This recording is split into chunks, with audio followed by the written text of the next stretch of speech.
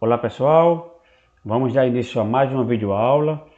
Hoje nós trabalharemos o Dia do Trabalho e como nós gostamos de trabalhar com a Turma da Mônica, nós dividimos a história em quadrinhos em duas partes. Para quem não sabe, o Dia do Trabalho ele é comemorado no dia 1º de maio em quase todos os países do mundo.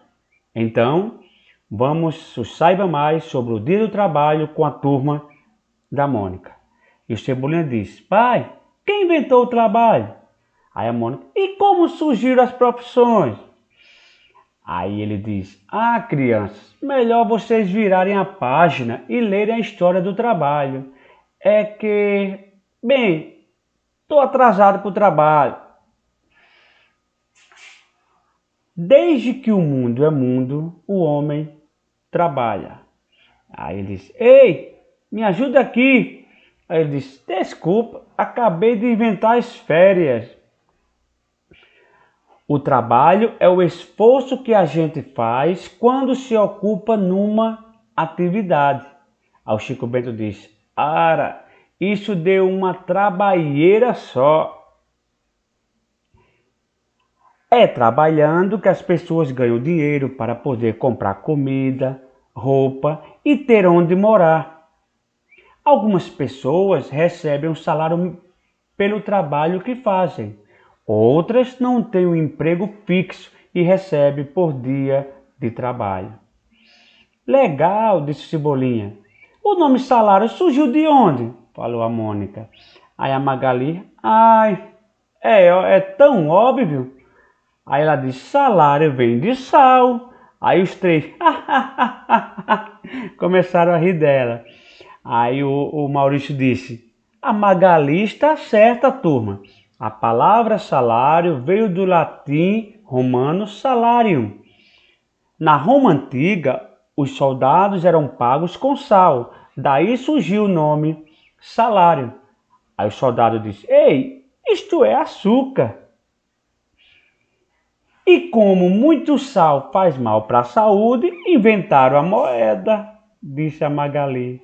Aí o Cebolinha: ai, estava demolando. Aí o Maurício: não é bem assim, mas é uma resposta criativa. Fale mais sobre o trabalho, Maurício, disse a Mônica. Aí ele: isso é um assunto interessante. Afinal, todo mundo quer ser alguém quando crescer. Vocês já pararam para pensar em como seria o mundo se não existisse o trabalho? E se não existisse quem fizesse os tijolos ou construísse edifícios? Não teríamos onde morar. Imagine, plim, sem as nossas casas. E se ninguém no mundo fabricasse os móveis, os eletrodomésticos que a gente usa?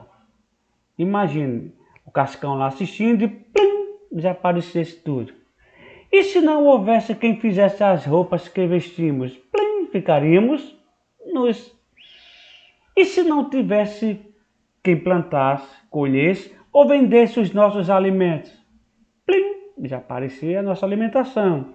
Aí a Magali: seria horrível. Ainda bem que não é assim. Aí disse o Cebolinha. Aí a Mônica: sorte que existe pedreiros, alfaiates, eletricistas.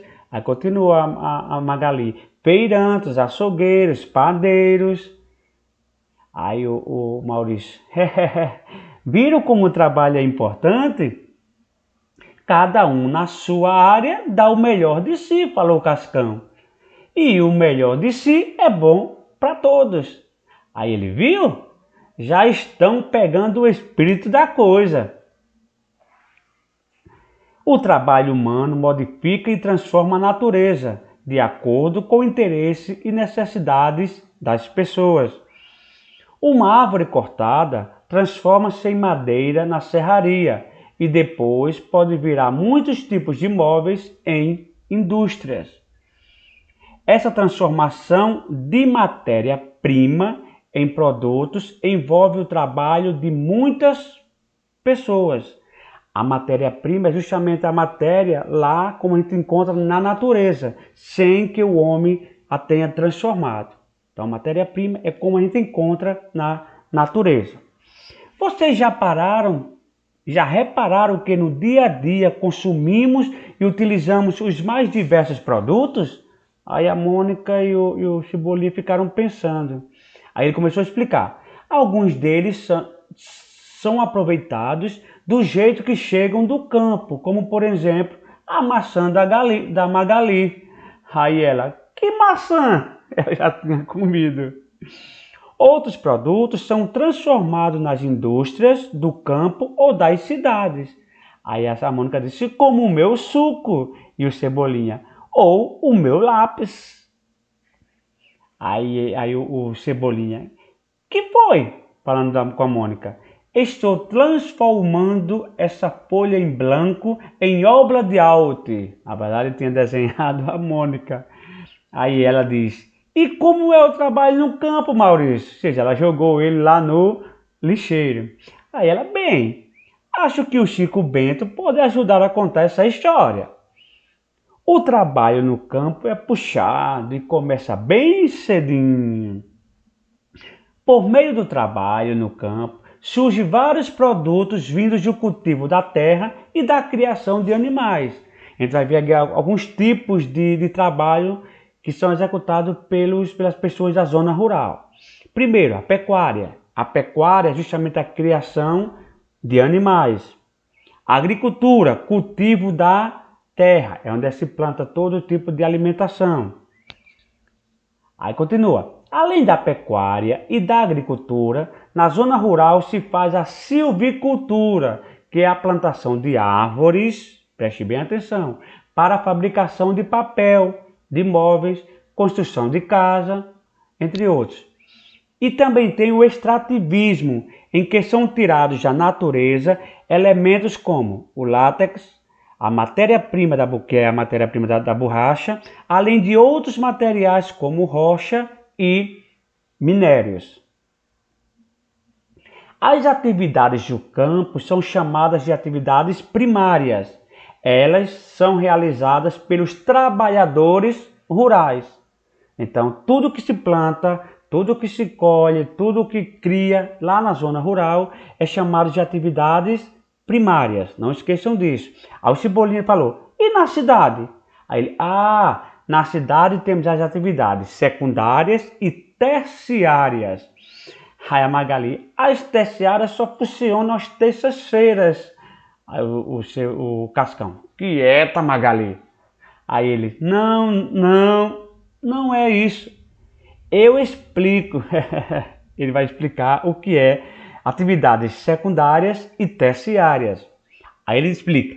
As atividades secundárias estão ligadas à transformação das matérias-primas da natureza em produtos industrializados. Vocês estão vendo aí o algodão sendo transformado no final, em tecidos, que chega a ser justamente as nossas roupas, as nossas vestimentas. Aí ele continua. Quando quase todos os produtos que utilizamos hoje em dia são industrializados. Ou seja,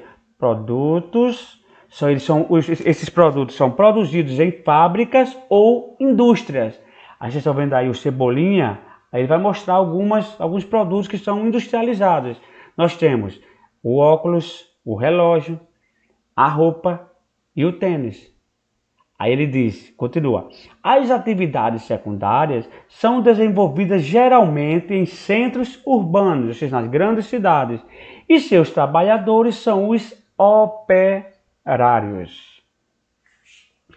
E as terciárias? Aí ele, as terciárias são atividades ligadas ao comércio e aos serviços em geral. Imagina aí, nossa, a lista é enorme. Que trabalheira ler tudo isso, falou o Cascão. Aí ele disse, que tal seguirmos para a segunda parte da história para descobrir algumas dessas profissões? Então, para não ficar tão extensa, você vai dar uma paradinha aqui na primeira parte, mas antes de nós encerrarmos, nós vamos para algumas curiosidades do Dia do Trabalho ou do Dia do Trabalhador. O 1º de maio, desde o ano de 1889, na maioria dos países, o 1º de maio é a data escolhida para comemorar as conquistas dos trabalhadores.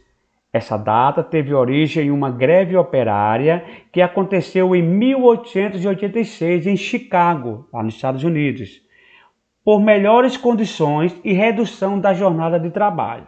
Preste atenção agora. Nessa época, ou seja, lá antes dessa revolução, as pessoas chegavam a trabalhar até 18 horas por dia, imagine. Hoje só é no máximo 8 horas. Naquele tempo eles trabalhavam 18 horas por dia.